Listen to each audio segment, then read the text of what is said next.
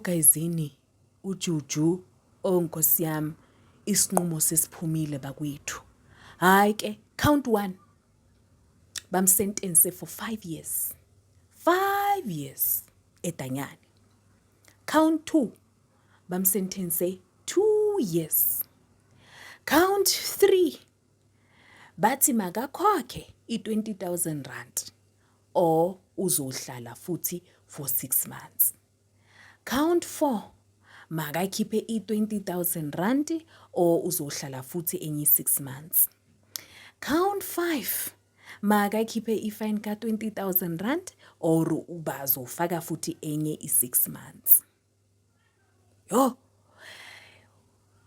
because kuthiwa hey ama charges bathola ukuthi hayi ke it's multiple charges, it's not only one charge.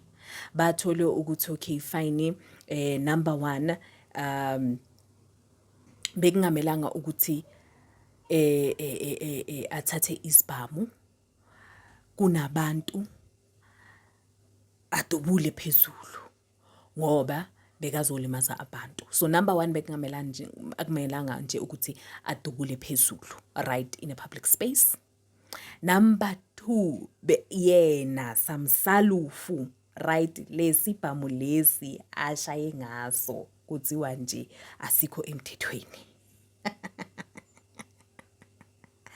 Angazi ukuthi ngifunde kahle kunalapho kuthiwa yena samsalufu is not fit ukuthi angabamba isibhamu.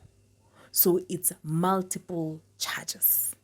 So what does this mean for i-career yakhe? Because we learned not so long ago ukuthi if ever kungayenzeka ukuthi during i-sentencing yakhe andlule more than 12 months asedanyani, kusho ukuthi angeke asaba nelungelo to participate at the National Assembly automatically, meaning ukuthi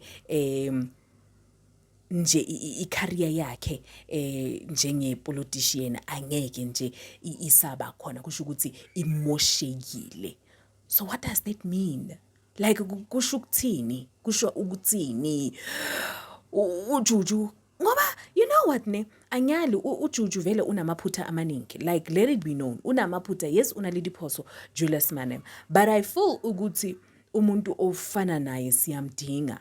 1, why? Because of ukhonile ukuthi amelane nomuntu ongafuni ukubona iSouth Africa iphumelela, which is ipresident yaseMelika, right? So nje siyamdinga umuntu ofana nobani noMalema. Angazi ngifila engathi lesinqumo lesi kahle somewhere somehow yazini sinobu ngaphakathi, kodwa ke akusenani. Also maybe it's because of they wanted to show ukuthi no one is above the law, so probably that's why. So hi, it is what it is, guys. Nangazi ukuthi nina nicabangani ngalesinqumo lesi guyzini, like nicabangani, nina nithi niyavumelana nomthetho ukuthi ayike nje isinqumo niyavumelana nesinqumo, or maybe nifeel ukuthi no man engathi the way a little bit harsh nyana o kanjani. Juju onkosi yami.